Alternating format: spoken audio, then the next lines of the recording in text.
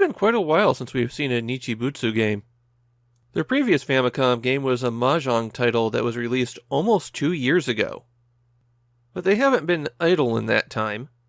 Besides continuing to make Mahjong arcade games, their big console hit to come out of 1990 was F1 Circus. That original game was for the PC Engine, and even by this point, it's a franchise. Nichibutsu was making yearly releases for the PC Engine, and 1992 was their big push for it. They released 5 separate F1 Circus games in 1992. The Famicom version isn't really a port of the PC Engine version. It has different tracks, has removed the career mode, and added an option to manually control your pitting. But the style of the game is very similar. The Famicom version of F1 Circus is also a much worse game. F1 Circus is a racing game played from an overhead view, and there's 3 different modes of play. In reverse order from the menu, because that's the easiest way to describe them. There's Time Attack, which lets you pick out a track and run a few laps. Constructors, which is a management game rather than a driving game, as you handle your racing team and build cars for them to run rather than drive yourself. And World Championship, which is how you run a full season of races. For any of these, you have to tune the car. There are about 10 things you can modify on the car, and there's 3 or 4 options for each of them. You can set if you want to have an automatic or manual gearbox here, and there's 2 styles of manual, but they're really control schemes rather than performance changes.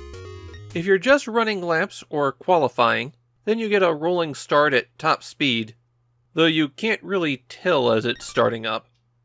Otherwise, you'll just have to navigate the cars as you take off. For all control configurations, the A button accelerates, and if you're an automatic, then the B button brakes. For manual transmission style 1, the B button downshifts and A and B simultaneously upshift, while pressing down will hit the brakes. And for manual transmission style 2, B brakes and up and down shift. For time trials and qualifying, you're the only car on the track. But during races, there are other vehicles and you can collide with them. Or more likely, they will collide with you. That can damage your car, reducing its top speed and sometimes making it turn in random directions. The other drivers don't seem to have any AI at all, they just stick to the track. And if you happen to be where they want to drive, they'll knock you right off the road. Something you're going to notice in F1 Circus is that the action is really slow.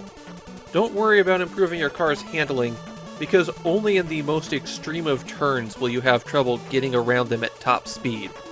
You can't really take advantage of racing lines either. The game's just not paced for it. And for a top-down view racer, there's very few angles that you can steer your car into. That just makes the action more stiff, and you'll have to wobble back and forth a little bit because the angles that you can point your car into don't quite match up with the angles that the roads will go.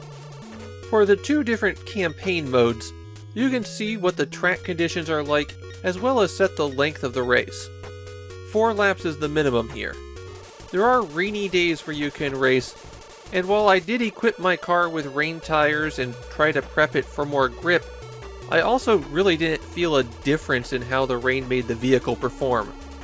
If you're playing in one of the campaign modes, then you do 2 laps to qualify, then you're allowed to tune your car and do 2 more laps. Your lap time determines what position you start in, and when you finish a race, you get points based on where you placed. Everyone up to 6th place gets a certain number of points. You get to select your racing team in the game, but as far as I can tell, that only affects what color car you're driving. If you place well over the course of an entire season, then you'll get some permanent car upgrades that make the next season a little bit easier. Initially, you'll have a hard time breaking into the top 6, but it's doable. But you probably won't be able to come in first. Play long enough though, and you'll get to something fast enough to win. There's 1 battery save on the cartridge, so you don't have to sit there and consecutively play through 8 seasons to get the ending.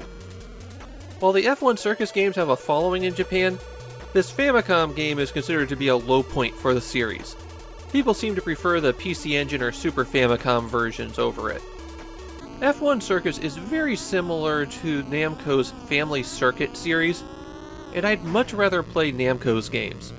The gameplay's a lot snappier, and there's more options for modifying the cars. And that's your option assuming you want to stick to the Famicom. You could also just play the better versions of this game that were easily available. You've just got a lot better options than playing the Famicom version of F1 Circus.